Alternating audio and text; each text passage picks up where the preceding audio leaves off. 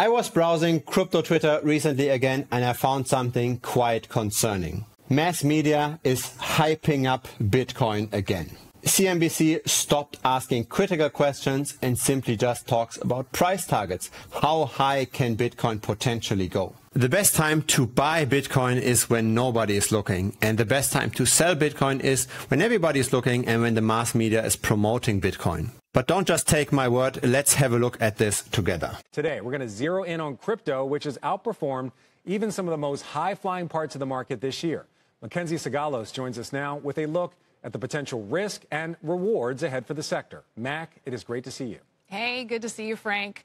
So it's definitely a pivotal moment for the crypto sector. A crucial federal court ruling could stifle efforts by SEC Chairman Gary Gensler to wrangle what he calls the Wild West of trading. A judge in New York has cast doubt on whether the SEC has a clear path to regulate most altcoins as securities. That ruling, largely viewed as a net win for altcoin traders who feared an imminent crackdown from regulators, as well as for Coinbase, which faces its own legal battle with the SEC. The top 100 digital assets are up 48% this year, compared to 17% for stocks and 9% for gold. Meanwhile, Bitcoin is outperforming the NASDAQ 100, as are crypto-pegged stocks like Coinbase, Galaxy Digital, and MicroStrategy. But Bitcoin can't seem to break out from the $30,000 price level. One reason being there isn't much investor interest. We're seeing some support from institutions, but there's no real catalyst to drive the price either higher or lower. Things that would normally affect Bitcoin, such as the Fed raising rates, are barely moving the needle. What the market appears to need is a return of confidence from retail and institutional investors. That could potentially happen if an ETF that directly tracks the spot price of Bitcoin is approved. Some of the biggest names in TradFi are racing to be the first to offer one, including BlackRock. Now, if spot ETFs get the green light, they could spur a buying spree as firms purchase Bitcoin to meet reserve requirements.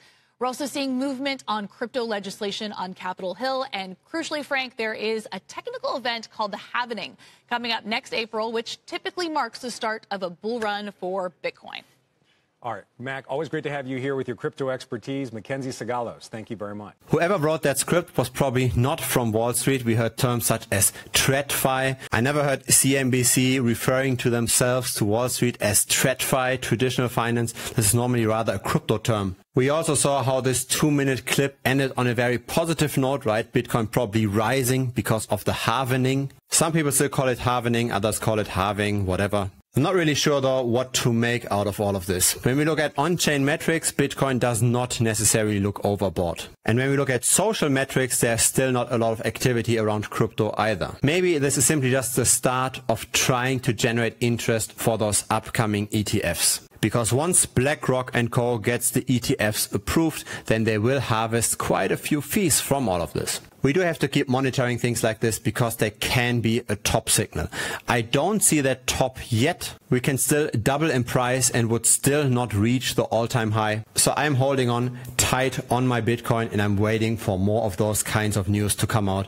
If this happens too often, then I might consider selling some, but not yet. Probably we will see much more of these kinds of news coming out in around February, March of next year, because the middle of March is the deadline for the approval of the BlackRock ETF. If you've got Telegram, feel free to join us. Simply search for Bitcoin Strategy channel within the Telegram app or click the link down below. I hang around there regularly, looking forward to chatting with you.